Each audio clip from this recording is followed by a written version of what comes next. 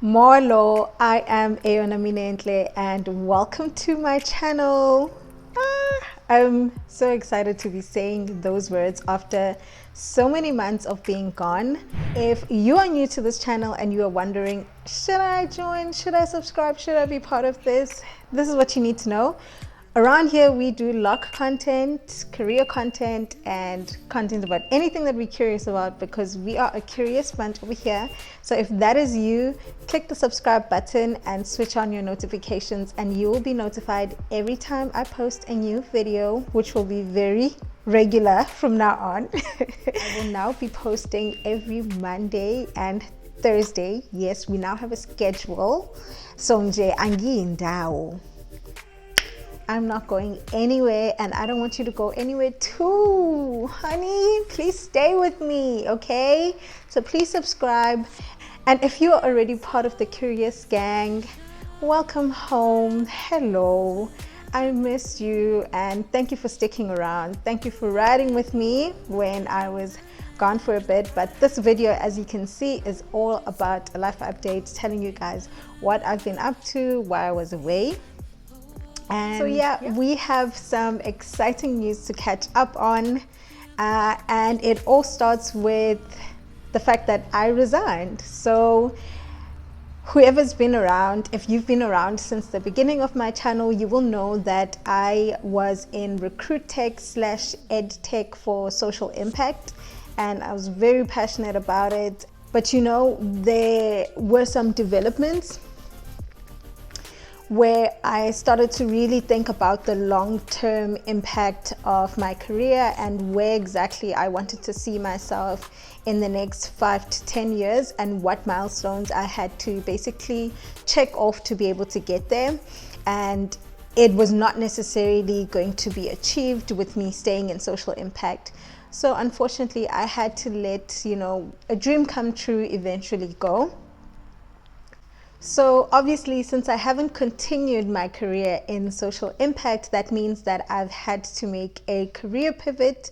And if you don't know what that is, that's basically when you make a skills audit of all the skills that you currently have built in your career, and you see which ones of them are transferable, which means that those skills are ones that can be applied across different industries, and you basically then pursue opportunities in different industries that are more suited either to your long-term plans or maybe to now your new work-life balance that you're trying to pursue.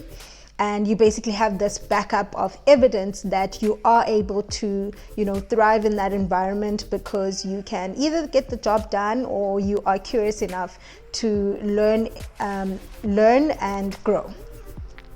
So for me, I pivoted my career into fintech and crypto.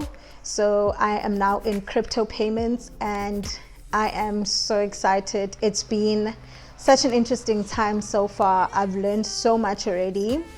And if you didn't know, I did start my career in impact investment a few years ago, and I really enjoyed my time there, even though I felt like, the culture was not exactly what I was looking for. You guys all know that I'm very passionate about startups, and that's where I honestly see my career long term. And obviously with crypto being very new in fintech, I felt like, the merge between being part of a very fast growing startup that is in crypto would be the perfect ideal situation for me. And I'm just so thankful to God that it was possible. So yeah, guys, but the journey to get here has been very eventful. So eventful, so many failures along the way, disappointing moments, very difficult, I will not lie. Extremely difficult. It was one of the most difficult things that I've had to do in the past 3 years, honestly.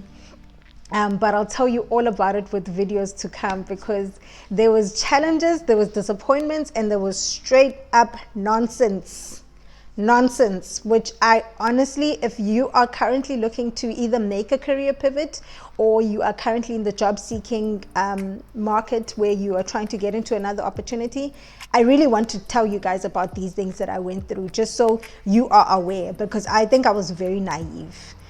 even though I was ready for a challenge, I was a bit naive.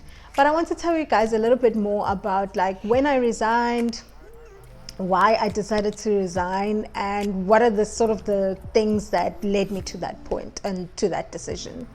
So because of how, eventful and I think generally challenging a career pivot is, it's been the main thing that I've been putting all of my efforts in the past few months. So I had to just slightly take a pause on YouTube and other projects just to make sure that I can fully make this transition and get settled again, so that I can be able to, come back with good energy and feeling like myself again.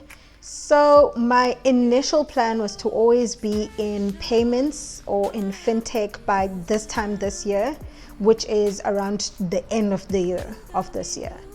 But I had to make the decision a lot sooner than planned, and I'll let you guys know why. But I also just want to share, what brought me to this decision, in case you are also thinking of making like a huge career changing move or career changing decision. Like one of the things that made me or pushed me to make that decision a lot sooner. So yeah, there's a few things. So firstly, I entered the year already burnt out, but I think I really felt like I didn't want to stop going. So I was still working really hard, but feeling like I have no rest, because honestly, I felt a bit like I have to put in all of the effort for me to be successful. I have to be the one that does everything. I have to, rely on myself. But one thing that I've learned through this process is that God really does the work. He is the one opening doors that need to be open. He's the one closing doors that need to stay closed.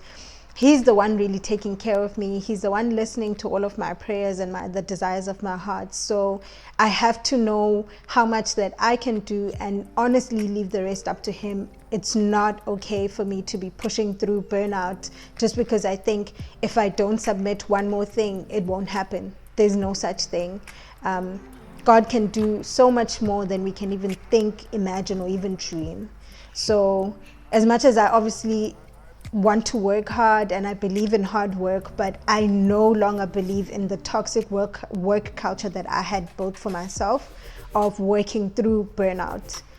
It's very unhealthy, and that was one of the telltale signs that I needed a break and I needed something that had more of a work-life balance, and also that I felt like was more of a long-term game for me, so that I could be a lot more productive and also have the luxury of taking care of my health.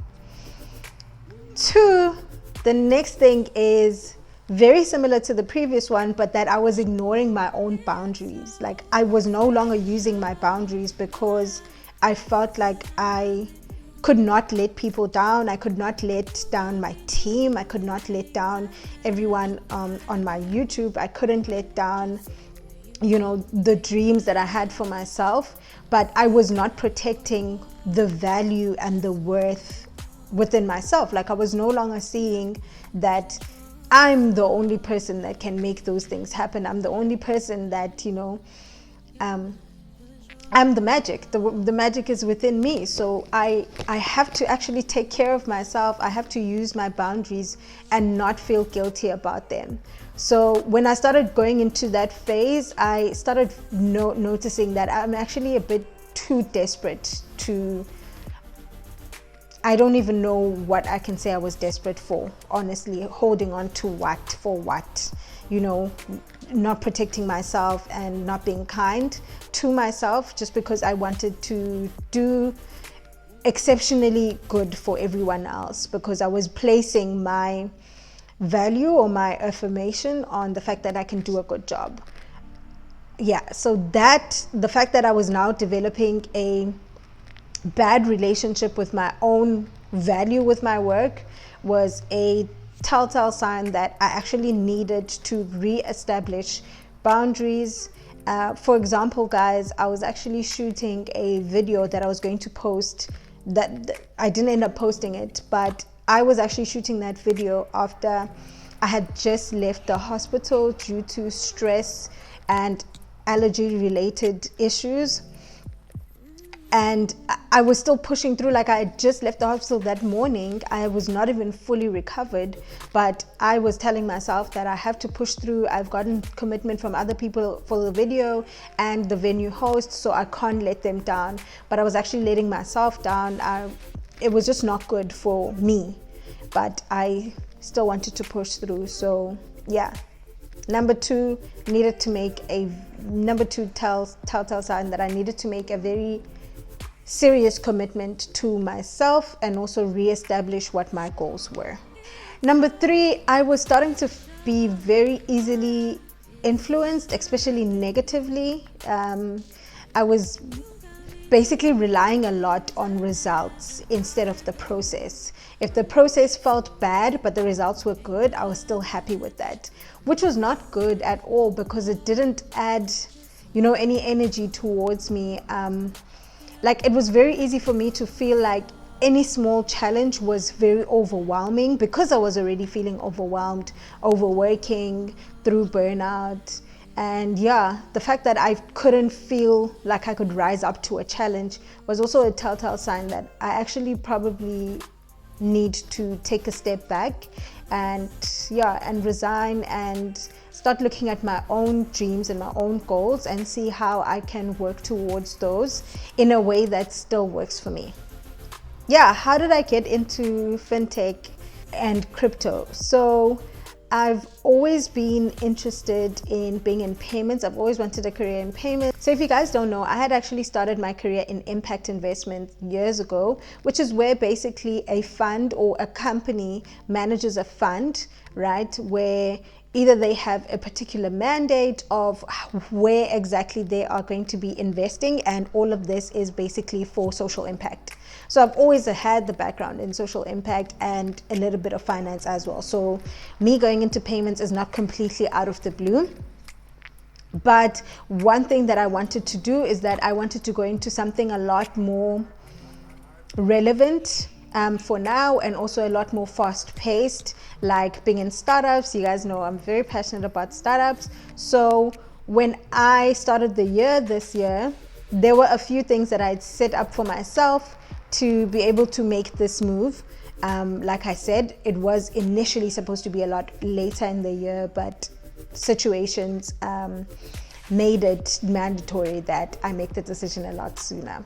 So how I worked towards this goal is, number one, while it was still in my heart, I had a vision board party with a friend of mine in the beginning of the year, and I put it on my vision board that at this time this year I wanted to be in fintech or payments.